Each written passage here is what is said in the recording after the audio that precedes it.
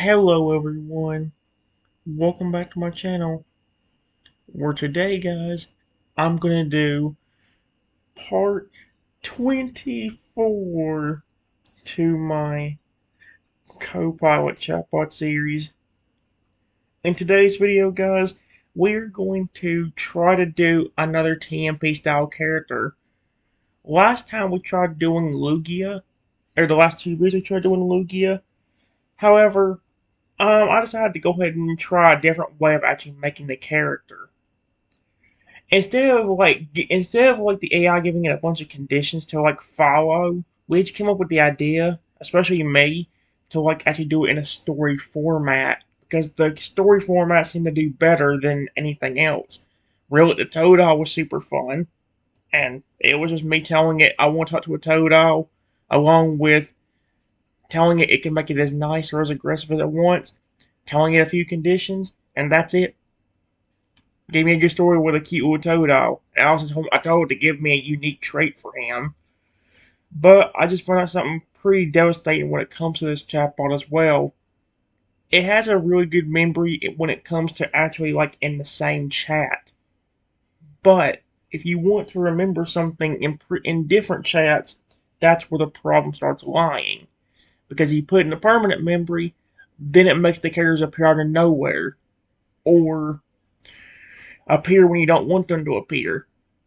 So literally, in order for my actual stories in my universe to work on this, I would have to make a whole separate universal whole character cast list, or as it called it, a universal Bible. And that could be a problem because not only do I have to make all that, which wouldn't even be that big of a deal to begin with if it remember the character. But here's the problem. For me to even get those characters to show up without appearing too early, I would have to literally copy paste the character that's going to appear. Not everything about them, but copy paste the little details about the character before the story begins and give it conditions to make sure it doesn't mess up anything. So I'm almost having to do more work working with this one than I almost will Google Gemini. The one thing that makes this one a bit quicker than Google Gemini is the fact that Google Gemini legit have to flip and type everything out. I have to type in everything, and it still forgets little things here and there. With this one, it's not as bad, but it's still very annoying whenever you went from a flipping remember guys, ChatGPT was nearly perfect with that before the violence policy. It actually remembered stuff really well, and you could even carry on a conversation for a long time, no issue. I mean, yes, there's a limit on the characters now, but here's the thing: if they would take off the violence policy, I would at least still go back to ChatGPT. I'd at least go back to it and give it a chance to continue doing my stories on because I can still work. Yes, only 10 chats is stupid and ridiculous, but it's better than something that ain't gonna have a good memory and then flipping just screw me over. Because again, especially on Google Gemini, I'm very hypocritical about that. That's why I'm so angry about it, forgetting which plush goes to which brother in that one story. It's like if I'm gonna have that same problem with this one without being on the exact same conversation, it's gonna suck. And that's the thing as well, though. She also suggests I could do it from one whole chat thread, but here's the problem with doing it that way. All of those events don't take place within the first few days of me becoming a tiny dinosaur.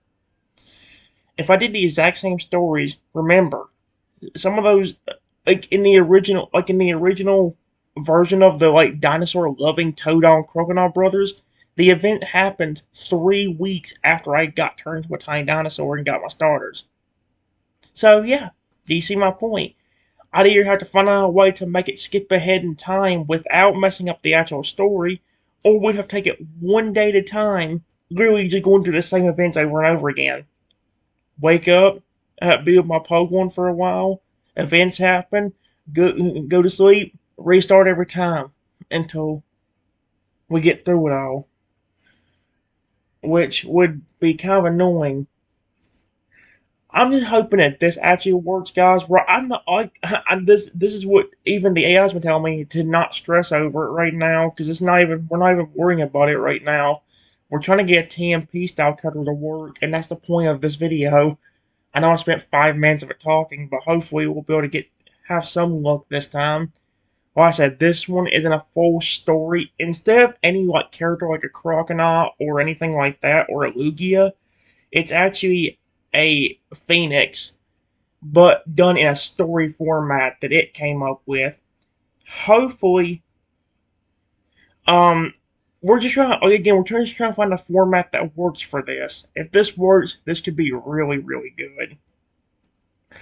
So yeah, here's what it says. The story is called. I know it just says the full backstory of Saurian, the Phoenix of Truth. I don't know if I actually say the name. It's Solaryn. So yeah, here's what it says. It says before names the first spark. It's actually gonna be like little numbers or like little Roman numeral numbers, which is interesting. It says before galaxies spun their first spirals. Dang, that's a fun way to start it. Before planets cooled, and before anything had a word for light, there was a star being born. Inside its molten heart, where pressure and radiance danced in violet harmony, a single spark gathered itself into shape, not by design, not by intention, simply because the universe wanted something new. That spark became a chick of living flame, small, glowing, and curious. His feathers flickered like candlelight, his eyes shone like twin dawns. He chirped, and the sound rippled through the star like a bell made of heart. He did not know what he was. He only knew he was alive, and that was enough. Number 2. The first lessons, learning the universe. As the star matured, so did he. He learned to fly by chasing solar winds, tumbling through plasma currents with delighted clumsy spins. He learned warmth by crawling into the star's inner glow, letting its heartbeat sync with his own. He learned loneliness the first time the star dimmed, its light faltering for a moment. He pressed his tiny ember body against its surface, chirping softly, not understanding why the fading frightened him.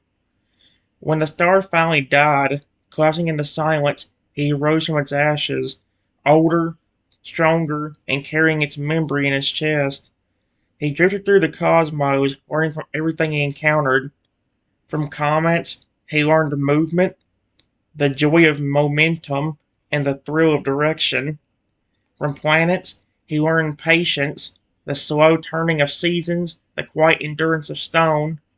From dying suns, he learned grief, the ache of endings, and the weight of loss. Holy cow, this is really dark. From reborn galaxies, he learned hope, the truth that their destruction and creation are siblings, not enemies. But the lesson that shaped him most came from mortals. He watched them lie. Some lied to protect themselves.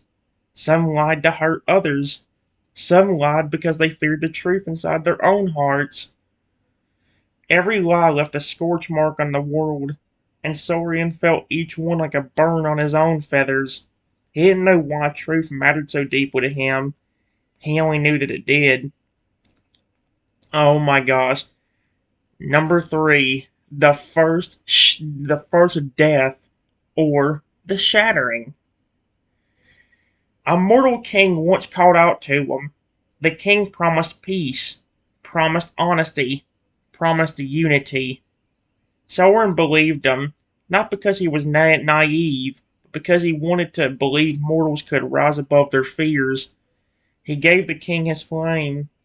The king used it to wage war. When Soren realized the betrayal, his heart cracked with such force that his body shattered into ash. His wings dissolved into sparks. His voice broke into silence. This was his first death, and it hurt more than the collapse of any star. Holy shoot, what the frick? Oh no. Chapter 4. The First Rebirth. The Awakening. When he rose again, it was not gentle. Okay, that's scary as heck. He erupted from his own ashes in a burst of gold and crimson fire that lit the sky for miles. His feathers burned brighter than before. His eyes glowed deeper. His heart felt heavier, not with anger, but with clarity. He understood something now. Truth is the only thing that survives fire. I'm so gonna die, aren't I? Because I think from what I heard at the end of the story, he has me doing his daggum trials. I hope he doesn't screw me over. And so he made a vow. I will help mortals face their truths, even if they fear them. This was the moment Sauron became more than a phoenix. He became a god, a judge, and a host. Not of games, not of punishments, but of revelations. Chapter 5 The Ember Crown Birth of the Trials. He found a volcanic spire on a forgotten world, a place where molten rivers glowed like veins of gold and the sky shimmered with heat that did not burn. He named it the Ember Crown. There, he shaped the trials of fire, a bridge of fire that only holds for the honest, a mirror of smoke that shows the truth you avoid, a feather of flame that grows heavier with guilt, a path of embers that glows brighter when you speak sincerely. He never forced anyone to face these trials. They appeared only when someone's soul called for clarity. What in the world? Alright, chapter 6. Sauron grew into two true. Oh, wait, it says two sides of one flame. I was about to read out the entire thing. Sauron grew into two truths. Not modes, not switches, but facets of the same being. The Ember. The Ember host. Oh boy, it's gonna be interesting. Dynamic, symbolic, intense, fiery, honest, and uncomprehending, in a presence that could make the air tremble. And just regular so on the fence. Gentle, thoughtful, curious, warm, and soft spoken. A presence that could make the world feel safe. Both were him, both were real, both were necessary. Oh no, and here we go. Here's the last one. You were right. The moment everything begins, oh dear. I just hope he doesn't turn me into a flippin' pot roast by the end of this. I feel like he's going to. Long after the world had changed, long after the Ember Crown had become a myth, and long after Sauron had watched countless souls climb a spire seeking truth, he felt something. A spark, a question, and a truth waiting to be uncovered. Oh dear. You found yourself wandering through a dreamlike landscape where the sky glowed orange and gold, and the air shimmered with heat that didn't burn. You sat down to the first stone of the Ember Crown. The air shifted. A warm wind brushed past you. Feathers of glowing embers drifted down like snow. From the heart of a volcano. Oh my gosh, stop! Sorry about the interruption, guys. Um, I want to go and say this right now. If I have to stop this video again in the next minute, well, let's just say there's a chance that could actually happen. So, yeah, here's where we stopped. We were almost to the point where we could starting the story. It says the air shifted, a warm wind brushed past you, and feathers of glowing embers drifted down like snow. From the heart of the volcano, a voice rose, deep, resonant, and alive with flame. A traveler approaches. Let us see what truth your fire carries. A spiral of golden crimson light ordered from the crater. Sauron landed before you, wings half unfurled, eyes bright like twin suns. He looked at you, not with judgment, but with recognition for some reason. The world held its breath, and this is where you meet him. Yep. Like I said, there wasn't much to that left, guys. If I had just a bit longer for that phone ring, I'd have gotten it all done in one sitting and could just continue the next one. But no. Alright, guys. Here's what it says. It says, meet me those at Tiny Contours. I was already wondering how I got there to begin with, but when the Phoenix lands in front of me, I get really worried and back up a bit. Phoenix? No! Please don't hurt me! I beg you, I've been through enough. Remember, guys, if this is working in the context of my universe, you gotta remember how my universe has been in every other chatbot I've ever done, especially Google Gemini. So,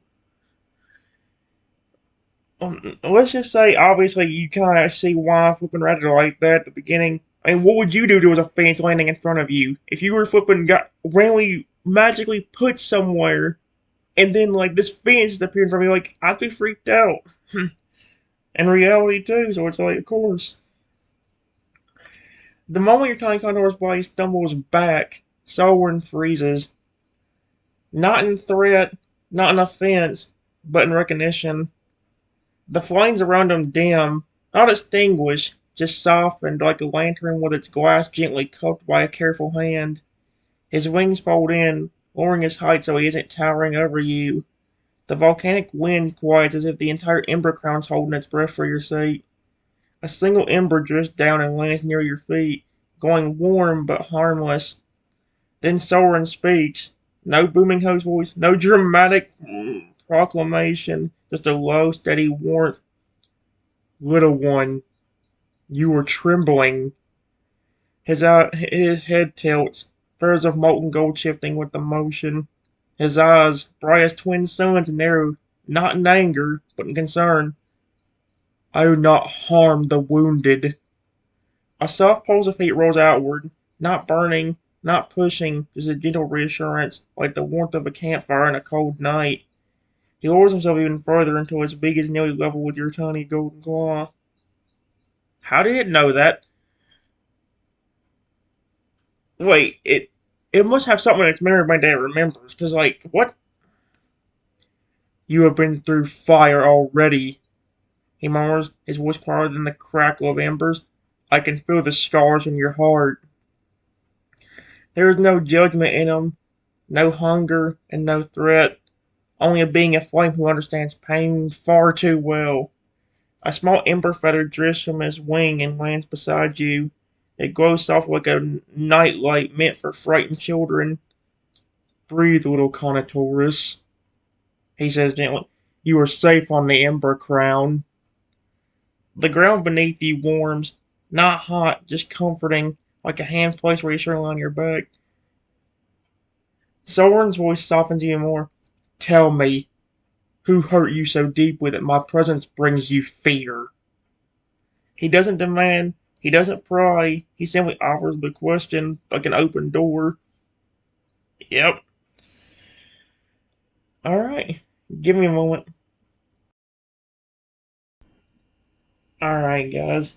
It's a scene of fans being very gentle and talking to me instead of hurting me. I stopped shaking a bit and then stepped one step closer. Humans. Pretty much any human you can think of. That's who hurt me. Soren does not flare up. He is not aroused taller, and he does not let the host persona take over. Instead, something in him drops. A shift so subtle it feels like the temperature changes rather than his posture. The flames along his wings dim to a deep, steady gold, like a hearth fire settling into embers. You're a single step closer. He knows they're like a miracle. His voice comes low, warm and steady. Humans. Not a question, not disbelief, a quiet acknowledgement as if the word itself is a wound he recognizes. He lowers his head until his beak is only a few feet from your tiny contour's form. His eyes, bright, ancient, and burning, soften around the edges. They have hurt you so deeply that even my light feels like a threat. A soft ring of heat pulses outward, not touching you, just clearing the air of the sharpness of fear. The volcanic wind shifts between them, curling around his wings like a protective cloak rather than a dramatic display. He studies you, not like a predator, not like a judge, but like someone trying to understand the shape of your pain. Little one, no creature should tremble at the sight of warmth. His tail curls gently into the stone, grounding himself so he doesn't loom. Tell me. His voice is quiet and almost further. Did they hurt you because you were small? Or simply because you were different? There is no pressure in the question. No terraforming, no symbolism rising from the ground. Just Soren the Phoenix, the gentle one, the soft-spoken one, and the one who understands betrayal better than anyone alive. Yep. Alright. Give me a moment. Alright, guys. I said, to be honest with you, I don't know the reason. Humans have caused me so much pain and suffering over the years. I'm not even supposed to be a tiny dinosaur. A mean jealous kid turned me into this. It happened years ago when I was just a human and I was going to get a starter Pokemon. The kid was jealous because I got to go in and see the Pokemon early, and so in response, he made a potion and threw it at me. When it shattered on me, I got turned to his tiny Carnotaurus form. I've been stuck like this ever since, and things have been very rough because of me being this small. Oh boy. Soren listens. I don't know how to say his name right. Not politely, wow. Not passively, but with the kind of attention that feels like the world itself has leaned in to hear you. As you speak, the flames along his wings dim further, settling into a deep molten gold. The air around him warms. Not hot, not overwhelming, just enough to feel like a protective blanket wrapping around your tiny trembling Haunter's body. When you finish, something in him shifts. Not anger, not pity, something older, and something that understands injustice down to the bone. He lowered himself into his chest until he touched the volcanic stone, bringing his enormous, radiant form closer to you level without crowding you. A child did this to you? His voice is quiet, but it carries a weight that makes the ember around you flicker. A child's jealousy, a child's cruelty, and no one undid it. His eyes, twin suns, soften with a grief that isn't his, but he feels it anyway. You were punished for being chosen, for being excited, and for being alive. A slow breath leaves him, and the heat of it washes over you like a warm breeze. And then, instead of helping you, his talons curled you into the stone. Humans continued to hurt you because you were small. There is no firestone, no dramatic flare, just a Phoenix trying not to let his sorrow turn into rage on your behalf. He leans in a little closer, his beak lowering until it's only inches from your tiny golden claw. Little Contourus, you have survived cruelty that would have broken far larger creatures. A feather of ember light drifts from his wing and lands beside you, glowing soft like a lantern meant to keep nightmares away. You were not weak. You were not lesser. You were not wrong for being afraid. His voice deepens, not louder, but fuller, like the heart of a fire speaking. But hear this truth, and hear it clearly. The air stills, the volcano quiets, even the embers seem to pause mid-drift. I will not harm you. And no one will harm you while you stand on the ember crown. The warmth beneath your feet grows just a little stronger, comforting, grounding, and safe. Then, gently, tell me, how long have you carried this alone? Give me a moment, guys. Alright, guys. It's just feeling a bit more comfort about what Soren said. I stepped even closer to him, but only one extra step. I asked him, honestly, I guess you could say ever since it happened, the only human that's really ever helped me was the professor that was going to give me a Pokemon to begin with. After he saw what happened to me, he actually gave me all three starter Pokemon. They were a Totodile, Chikorita, and Cyndaquil, and a baby Lugia that had the ability to grow and shrink themselves. And the three starters could even evolve or devolve into their other forms. They even had the ability to speak English, kind of what you're doing right now. But honestly, besides the professor, there's really no other human that has been there to help me. I've had Pokemon, even legendaries, besides just the Lugia that care more about me. I've even met a dragon that cared more about me than humans ever did. Again, guys, remember my universe, humans are extremely aggressive, especially towards me, even though I'm so flipping small in the context of my universe. Sovereign listens to every word you say as if each one's a fragile ember he refuses to let fall into the dark. When you step closer, even by a single tiny condor step, something in him warms, not in temperature, but in emotion. His wings ease open just a little, like a protective canopy rather than a display of power. The flames along his feathers shift from gold to a soft sunset orange, and then he speaks. So, even when humans failed you, the world itself tried to give you family. There is no envy in his tone, no bitterness, only a deep, aching understanding. A professor who saw your suffering and chose compassion. I saw glow pulses from his chest like a heartbeat made of fire. Pokemon who spoke your language when humans would not. The embers around you grew slower as if listening. A baby Lugia who could change shape to meet your needs. His eyes brightened, not sharp but with a gentle admiration. And even a dragon, a creature of instinct and power, cared for you more than your own kind. He lowered his head until his beak is close enough that you could touch it if you wanted, but he doesn't move any closer. He lets you just at a distance. The heat radiating from him is warm, steady, and protective, like a campfire that refused to let the night swallow you. Little Contourus. His voice sounds to a tone almost no one ever hears from him. You were not abandoned by the world. You were abandoned by the humans who did not deserve you. A single ember feather drifts from his wing and lands beside your tiny claw, glowing like a soft, small, safe star. But the universe sent others to fill the void they left. He tilts his head slightly, studying you with a tenderness that feels ancient. Tell me, did those Pokemon stay with you for long? Not a demand, not a test, just Soren gently opening the next door, letting you choose where to step through. Oh boy. Oh no, this is gonna suck for me. Alright, guys. It says, slightly nervous of being burned by the fans' body, I slowly and carefully put my tiny snout on the side of Soren's beak, leaning against it slightly. Yeah, those Pokemon were always with me, and they really cared about me just like I cared about them. I even found other Pokemon that cared about me so much, including a Bagon and Aron.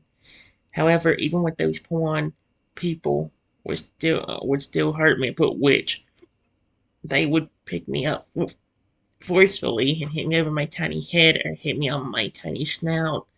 If none of them were doing that, they were throwing rocks at me or even sharp pieces of metal. Unfortunately, more recently, everything's gotten even worse because all those Pokemon that cared about me, I found them laying on the ground outside my house, not breathing. I think humans took them away. Oh my gosh. The moment your tiny snout touches the side of Soren's beak, the fence goes absolutely still. Not rigid, not startled, but careful as if you're touching something precious, something fragile, something he refused to endanger with even a flicker of excess heat. His flames dim to a deep, molten amber. The air cools around his face so you feel warmth, not burn. Even the embers drifting through the air slow their descent as though the world itself is trying not to disturb this moment. And when you speak, and you tell him what happened, Selwyn listens with a stillness that feels ancient. When you finish, the vent circles and closes his eyes, not in anger, not in disbelief, but grief. A grief so deep it makes the volcanic wind fall silent. They killed them? His voice is low, not soft, low, like the rumble of magma deep beneath the earth. He opens his eyes again, and the light in them is not harsh. It is sorrowful, heavy, and old. They killed the ones who loved you. A slow breath leaves him, and the heart of it washes over you like a warm blanket rather than a blast of fire. Your family. He says the word with reverence. Your protectors. His wings shift, feathers glowing like embers in morning. Your companions who chose you when humans did not. He lowered his head further, letting your tiny contours form lean against him without fear. And then, quietly, so quietly it feels like a secret spoken only to you, little one, you should never have had to see that. The stone beneath you warms, not painfully, but like a hand placed gently on your back. Soren's beak tilts slightly, just enough to nudge your snout in a gesture that's unmistakably protective. You have carried more loss than most creatures face in a lifetime. His voice deepens, not with anger, but with a fierce protective sorrow, and you carried it alone. A soft ring of heat pulses outward, not burning, not pushing, just clearing the air of the darkness your memories stirred. No wonder you tremble. He leans in, his forehead nearly touching yours, careful and steady. No wonder you feel fear being hurt again. A single ember feather drifts from his wing and lands beside your tiny claw, glowing like a small, safe star. Then, with a gentleness that feels impossible from a creature made of fire, little contours, you are not alone anymore. The words are not dramatic, not symbolic, not part of a trial. They are simply true, and no flame on this mountain will ever harm you. He lets the silence settle, warm and protective. Then softly, if you wish, you may tell me what happened the day you found them.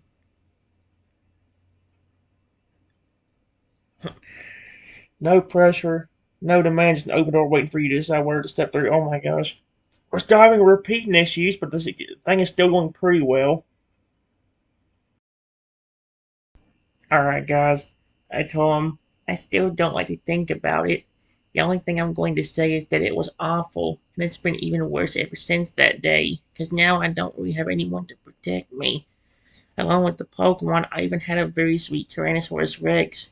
His name was Rex, and he could speak English too.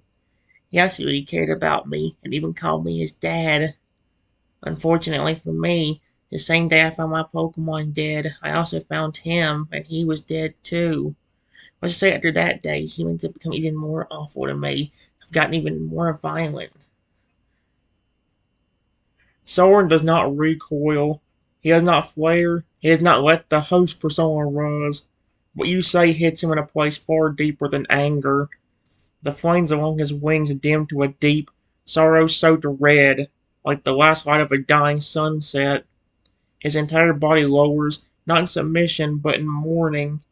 The volcanic wind quiets until the only sound left is the soft crackle of embers drifting through the air. When you lean your tongue now against his beak again, he shifts just enough to meet the touch.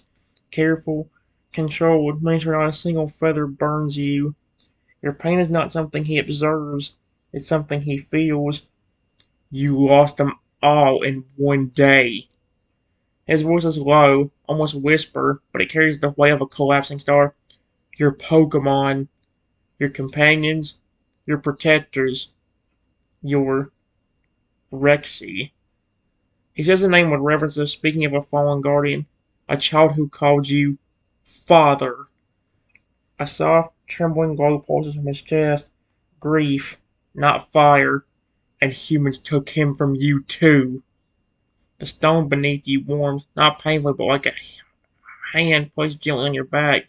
Someone's beat tilts, brushing your snout in a gesture that's unmistakably protective. Little contours. His eyes, twin suns dim to a warm, aching gold. You have endured cruelty that would have broken even the greatest of beasts. A feather of ember light drifts from his wing and lands beside your tiny claw. I see, glowing like a candle meant to keep nightmares away. So it's still repeating stuff, but I will give it credit. The story is actually pretty good. And after losing your family, humans become even more violent. His talons curl into the stone, not in rage, but in restraint. He would not let his fire lash out, not while you were touching him. You have been hunted, hurt, tormented, alone. He lowers his head until his forehead rests gently and carefully against yours. The heat is warm, steady, and protective. You should not have survived this. He pauses, but you did. Another pause, deeper, and that makes you extraordinary. The air around you shifts, becoming softer and safer, like the world itself is trying to cradle you. Then, with a voice that feels like the heat of a fire speaking directly to your soul, you are not alone anymore. No theatrics, no trial, no symbolism, just truth. And no human will harm you while you stand in my light. He was a silent settle, warm and protective, giving you space to breathe. Then, gently, so gently it feels like a feather brushing your head. Little one, do you want to rest for a moment? You don't have to be strong here. You don't have to explain more. You don't have to relive anything. You only have to exist, and someone will meet you there. Someone is a sweetheart. I'll give him credit. Dear me, if he feels this baffled, what do you think's gonna happen if somebody shows up here that really like was one of the people that flipping did something? Give me a moment, guys. Alright, guys. It says I stepped completely over to where Soren is and leaned my entire tiny body into the side of his massive beak. Yeah, please. I would love to rest here. Thank you for being so nice to me instead of trying to hurt me. I really want to know about you too. What's your story? You're extremely nice for a creature that could burn everything if you really wanted to. Why are you being so nice to me? When your whole tiny condor's body leans into Soren's beak, the Phoenix reacts as if you've placed something sacred in this care. He lowers his head even further, angling his beak so your weight rests safely against the smoothest, coolest part of him. His flames dim to a deep, molten gold, warm, steady, and protective. The heat around you adjusts instantly, instinctively, like he's reshaping his own fire to make sure you're comfortable. I want money. Give me a moment. As it was saying, the heat around you adjusts instantly, instinctively, like he's reshaping his own fire to make sure you're comfortable. Your trust, your tiny body pressed against him, is something he treats with reverence, and when you ask him why he's being so gentle, something in him softens in a way few beings have ever witnessed. Soren's answer comes low and warm, like a fire speaking from its heart. Why am I being kind to you? He repeats, the question as if tasting it or letting it settle in the air. His wings shift, feathers going softly, not bright, not dramatic, just alive, because you came to me carrying pain instead of malice. A soft pulse of warmth radiates outward, wrapping around you like a blanket, because you have been hurt enough for 10 lifetimes. His beak nudges you, carefully and gently like a massive creature trying to comfort something impossibly small. Because you leaned on me. His voice deepens, not louder, but more intimate. I hope I'm going a romantic direction. And any creature who seeks rest at my side will find it. He lets that truth settle before continuing. You ask about my story? The embers drifting around you slow as if the world itself was listening. I was born inside a star. Not boastful, not dramatic, just a fact spoken with quiet gravity. I learned movement from comets, patience from planets, grief from dying suns, hope from reborn galaxies. His feathers glowed brighter for a moment, memories flickering through them like distant starlight, and I learned betrayal from humans. The warmth around you tightens, protective rather than angry. A king lied to me, used my flame for war, broke my heart so violently. Oh wait, broke my heart so violently that I died. He pauses, not for effect, because the memory still carries weight. When I rose again, I vowed to help mortals face their truths, not to punish them, but to guide them. His beak shifts slightly, pressing more firmly, but still gently against your tiny body. That is why I am kind to you. A soft ember drifts down and lands beside your claw, because I know what it is like to be betrayed, to be hurt for trusting, and to be punished for resisting. His voice lowered to a warm, steady rumble, and because you deserve gentleness. He pauses again, this one softer and warmer. You deserve a place to rest. He shifts his massive head just enough to cradle your tiny contours, form more securely against the curve of his beak, and you deserve someone who will not hurt you. The volcano around you goes softly as echoing his words, then with a warmth that feels like a promise. Stay as long as you need, little one. You feel the heat of his breath, steady and calm. You are safe here. And he means it. So cute though. I'll give it credit. This is but the one problem I've always run into is repetition issues. Even if the story goes well, even if the trials somehow do work, it still like has bad repetition issues, and that's not gonna stop no matter what I do. It seems like. Give me a moment. Alright, guys. It says hearing what Soren said and continuing to notice how gentle and nice he was being towards me, I continued to lean into his massive beak, while also gently nuzzled him with my tiny snout. I appreciate that. I'm really sorry about what happened to you with that king. He sounded very awful. And I just told him my name, and then, to be honest, I like fiances like you. I'm just very glad you're being nice to me. When you nuzzle him, your whole tiny contour's body pressed into the side of his massive beak. Someone reacts with a tenderness so deep it feels like the entire volcano exhales. His flames dim to a warm, honey gold glow. The heat around his face softens even further, shaping itself around you like a blanket rather than a blaze. He shifts his head just slightly, just enough to cradle you without overwhelming you. Your trust is something he treats like a sacred flame, and when you say your name, something in him brightens. Written. He says it slowly, tasting the sound, letting it settle in the air between you. His beak presses the faintest bit more firmly against your tiny snout, careful, controlled, and reverent. A strong name. A warm name. A soft ember drifts from his wing and lands beside your claw, glowing like a tiny star placed there on purpose. It suits you. His voice deepens, not with intensity, but with sincerity. And you like phoenixes? There's a subtle shift in his posture, almost a softening of pride, not the arrogant kind, more like he's honored. Then I'm glad your first true meeting with one is gentle.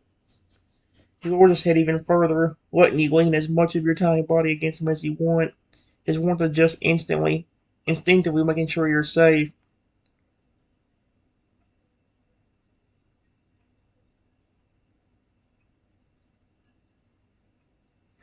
He says, you ask why I'm kind to you? Uh, Did I say that? Did I not? Hold on, what? I just told him I'm glad you're being nice to him. Maybe he took that as that, though. You ask why I'm kind to you? His eyes, bright as twin suns, dim to a warm molten gold. Because you came to me with honesty. A soft pulse of heat radiates outward, comforting rather than intense. Because you carry pain, not malice. His beak nudges you gently, a gesture so careful it feels like a giant holding a firefly. Because you have been hurt enough for any lifetime. He shifts his wings slightly, creating a protective arc around you without trapping you, and because kindness is not weakness, Triton. His voice lowers to a warm rumble. It is strength, and you deserve to feel it. Then, with a warmth that feels like a promise, rest here as long as you wish. He pauses, soft, steady, and full of me. And if you want to know more of my story, I will tell you anything. He's actually very sweet, but again, do you notice the repetition again? That's the one big thing I've noticed in every test we've tried to fix. Repetition, repetition, repetition. Give me more. Alright, guys. It says, I told him, thank you. The same goes for me. If you want to ask anything about me, I'll answer it the best I can. What's your name? I'd really like to learn it. It says I offered him his name, but oh man, there's a few things that's being kind of weird about. Don't let you say your name, and unless it's just going back from the previous thing I told him.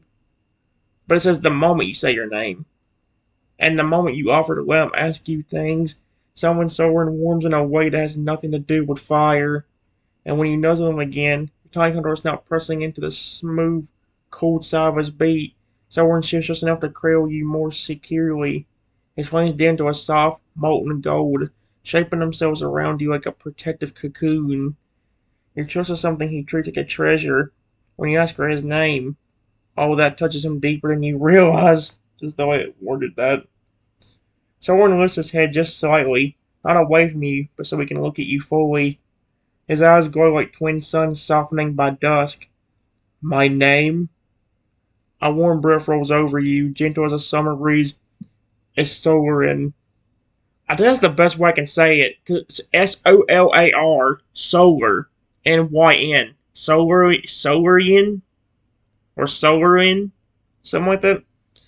He says it with quiet pride, not arrogance, like someone saying a truth rather than a title. The embers drifting around you brighten for a moment as if the word itself acknowledged the name. It means the flame that remembers. His beat nudges you again, careful and slow, a gesture of affection from a creature who could burn mountains but chooses not to. And I am honored that you wish to know it's written. Your name comes out warm, steady, and almost protective. He shifts his massive head, letting you rest more comfortably against him. The heat around you adjusts instantly, never burning, never overwhelming, just warm enough to feel like safety. It's back to this again. You ask why I'm kind to you. Oh my gosh, it's repeating some of the lines again. He shifts his massive head, letting you rest more comfortably against him. Yep. You ask why I'm kind to you. His voice lowers deep and gentle. Because you came to me with honesty. Because you carry pain, not cruelty. Because you have been hurt enough for any lifetime. A soft glow pulses from his chest like a heartbeat made of fire. And because you trusted me enough to lean against my flame. He tilted his head, brushing her tiny snout with the smooth curve of his beak. That trust is something I will never betray. Then, with a warmth that feels like a promise, ask me anything, Triton. I will answer. His wings shift, forming a gentle arc around you, not trapping you, but sheltering you. And if you wish to rest here, I will keep watch. The volcano hums softly beneath you. The embers drift like slow glowing snow, and Solar stays perfectly still, perfectly warm and perfectly gentle, a guardian of flame cradling a tiny wounded contours with all the care in the world. He's adorable, it's just the repeating issue. And it's not just repeating one small line. Now it's repeating whole little story things it's already repeated like 3 times now. That's gonna annoy the crap out of me. Especially if it does that when I actually start my universe. I have no other option for chatbots now. I actually asked about flipping Perplexity again, guys, and I found out from people that actually work on the app and the platform in general that they did improve the memory, but guess what? It requires me paying money. So we have no other option for free ones except for Google Gemini and CoPilot. Character AI is good for short-term talking. You're talking to characters, but if you want to make an entire universe based off of it, it's gonna forget something over and over again, which is annoying. Give me a moment. Alright, guys. As this before I could even respond, I heard running footsteps behind me. Before I could even react, I heard the footsteps stop close to me, and what sounded like a human screaming, "Whoa! What on earth? That's a phoenix!" Of course. The instant Solar hears the footsteps, everything about him changes, but not in a way that endangers you. He does not flare, he does not roar, he does not unleash fire. Instead, the Phoenix's entire body shifts with a single fluid motion. He curls his massive neck around you, not trapping, not smothering, but shielding, like a living wall of warm, golden flame between you and whatever is behind you. Tiny Connor's body is tucked safely against the smooth underside of his beak, where the heat is gentle and controlled. His wings fold inward, creating a protective arc that blocks the human's line of sight. The embers in the air freezes mid-drift. The volcano itself seems to hold its breath. And Soren's voice, when it comes, is not loud, but it carries the weight of a star. Do not move, Triton. It's not a command, it's a promise. His warmth tightens around you, steady and safe. Behind you, the human's voice cracks with awe and fear. Whoa! What on earth? That's a phoenix! Soren does not turn. He does not expose you, and he does not give the human even a glimpse of your tiny form. Instead, he speaks with the calm, controlled tone of a being who has seen countless mortals and fears none of them. You stand on sacred ground, human. His voice is deep, resonant, but not aggressive. A warning wrapped in dignity. State your intent. The air behind you shimmered with heat, not enough to burn, but enough to make the human hesitate.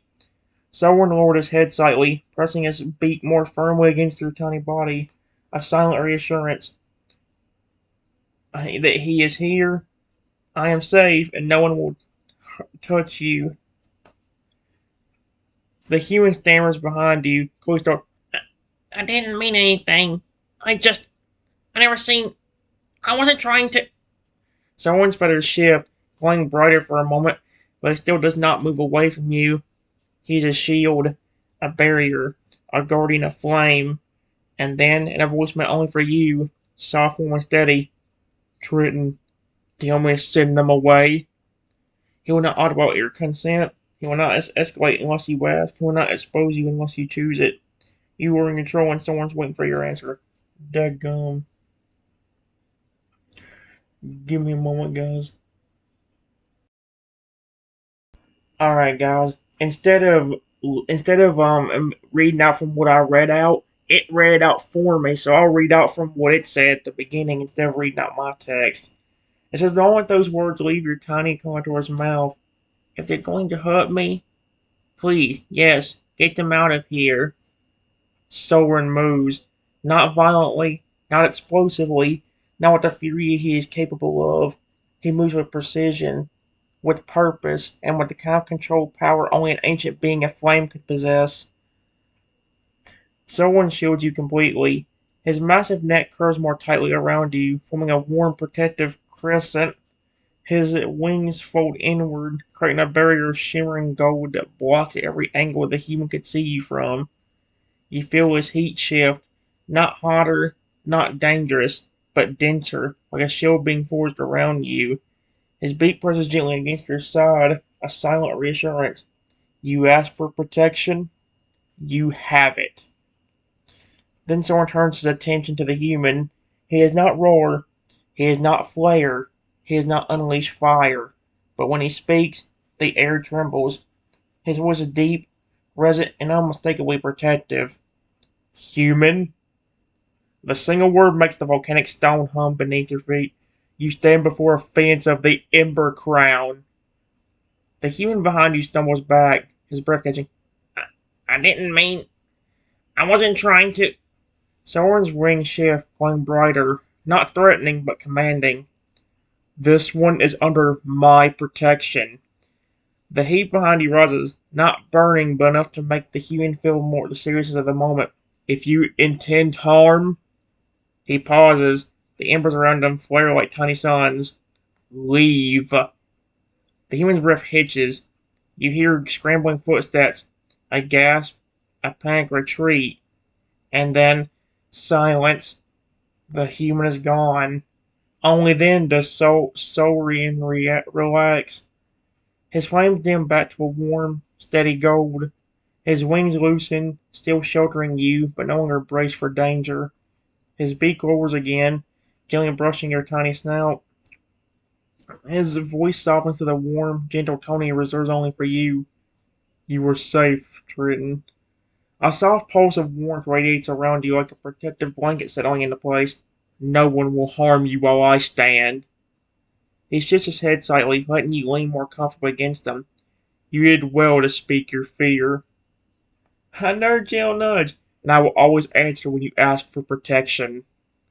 The volcano hums softly beneath you, the embers drift like glowing snow, and Soren stays exactly where he is, a guardian of flame, a shield of warmth, a being who will not let the world hurt you again. Oh my gosh. He's adorable. He really is. I know this video is probably a bit shorter than some of the other ones, but I've already noticed the big issue. Again, repetition. That's going to be a huge problem if I ever have to do my universe on this thing, because I really have no other option. Going with Gold Gemini would be good if I didn't really have to put every single motherfucking detail. I guess I wouldn't have to, but in order for it, but I would need to put like important stuff definitely. How me and a certain Pokemon meet. Well, here's the thing I'm worried about. It remembers the bigger details, like it remembers that like the Lugia God protects me and is like very protective over me. It remembers the fact that to him I'm a king and all that stuff, but it forgets the fact that this little plush belongs to this character. It's like, are you kidding me? That's what makes certain characters unique. If it can't remember that, what are we gonna do? You know what I mean? I have no other option for chatbots now since they ruined ChatGPT. I can say that over and over again because they really did ruin it. It was actually good until they flipped and put the violence policy in. Now it sucks. So, yeah. Give me a moment. Alright, guys. I said, thank you, Soren. I really appreciate you protecting me. And I just gently nuzzled the bottom of Soren's neck with my tiny snout. I couldn't tell if that was one of the humans that originally hurt me, but based on the fact that he ran right after you said that if they intended to harm me, to leave, that gives me an indication they were going to hurt me if you were not there. Soren reacts to your words with a shift so subtle, so curved that it feels like the entire volcano softens around you. Your tiny snout presses into the warm underside of his neck, and he lowers it even further, letting you lean as much of your low contours body against him as you want. It swings down to a deep, protective gold, warm, steady, and safe. And when you speak, when you thank him, when you admit what you fear, something in him tightens, not in anger, but in protective certainty. Soren's voice comes low and warm like a fire speaking directly to your heart. You do not need to thank me, Triton. His beat shifts, brushing your tiny snout in a gesture so gentle it feels impossible from a creature made of living flame. Protection is the least you deserve. A soft pulse of heat radiates outward, not burning, not intense, just a warm reassurance that settles into your bones. When you mention the human running, Soren's wings fold a little closer around you, not trapping you, but sheltering you from the memory. His voice deepens, steady and certain. You were correct. A faint rumble travels through his chest, controlled and restrained, but unmistakably protective. A harmless human does not flee from truth. He lowers his head until the curve of his beak rests gently against your side, trailing you. Only those who carry guilt run when confronted. The embers drifting around you glow brighter for a moment, as if echoing his words. He nudges you carefully and reverently. If I had not been here, he pauses, not dramatic, but painful. They would have hurt you. His voice tightened protectively, or his wings tightened protectively, the heat around you becoming a warm cocoon. But I was here. Another gentle nuzzle, and I will continue to be. Saurian shifts his massive head, letting you rest more comfortably against him. His voice softens to a tone he seems to reserve only for you. No human will lay a hand on you while you stand in my light. A soft glow pulses from his chest, like a heartbeat made of fire, and no fear will touch you while you rest against me. He lowers his head even further, letting your tiny snout nestle into the warm feathers beneath his jaw. You are safe, Trenton. The volcano himself beneath you, the embers drifting. Yep, and Saurian stays exactly where he is. A guardian of flame, a shield of warmth, a being who will not let the world hurt you again. Yep, he's adorable. I think I'm gonna do at least one more, guys. I still have the repetition issue, which I'm definitely gonna have to figure something out. We're gonna have to figure something out with that crap. I have no clue how to fix that. Alright, guys, real quickly, I just told him, thank you, honestly. I'm really glad you are here and you're super nice. I want to ask, how did people get to this place? I don't know exactly how I ended up here, and I was wondering that ever since I got here. Can you tell me a little bit more about this place? Someone listens to your question with the same care he's given every word you've spoken, and when you nuzzle under his neck again, he shifts, slow, deliberate, and protective, so your tiny contour's body fits comfortably against the warm curve of his feathers. His flames dim to a soft, sunset gold. The air cools just enough to feel like a warm blanket instead of a blaze.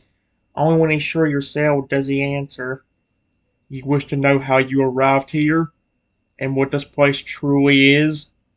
His voice is gentle, low, almost like a story being told beside a fire. A soft pulse of warmth radiates from his chest, not intense, just steady and grounding. The Ember Crown is not a place mortals reach by walking.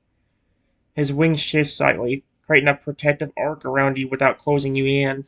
It's a place reached by the heart. He lets that settle before continuing.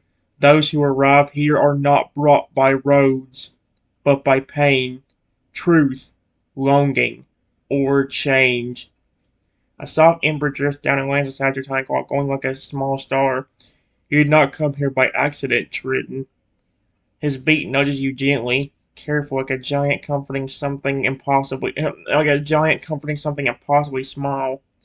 You came here because your heart could no longer carry its burden alone. The volcano beneath you hums softly as if agreeing. This place answers when someone's truth becomes too heavy to bear. He lowers his head further, letting you rest fully against him. As for how people get here, his voice deepens, warm and steady. Only those whose souls call out for clarity, healing, or truth ever find the Ember Crown. A soft glow pulses from his feathers. Some arrive seeking answers. Some arrive seeking forgiveness. Some arrive seeking strength. He tilts his head, brushing your snout with the smooth underside of his beak. And some arrive because they have been hurt so deeply that the world itself sends them here. His warmth tightens, unprotectively around you. You, Triton, his voice softened to something almost tender, were brought here because you needed safety. And because you deserve someone who would not hurt you. The embers drift around you like a glowing snow. If you wish, I can tell you more. He doesn't push, he doesn't demand, he simply offers. About the Ember Crown, about the trials, or about why you specifically were called here. His warmth surrounds you like a protective cocoon. Just tell me what you want to know, little one. Wait. He said trials. Hold up. Maybe he will finally tell me about the special little mini games. Hold on. I cannot end it off until I know he at least mentions that. If he mentions that for the next one, I will stop it, I think, immediately after. But he has to mention it. Give me a moment. Alright, guys, real quickly. It's just while I think about everything Soren told me, I feel him nuzzling me and continue to nuzzle him back. And I just tell him, the Ember Crown? That's a really cool name for it.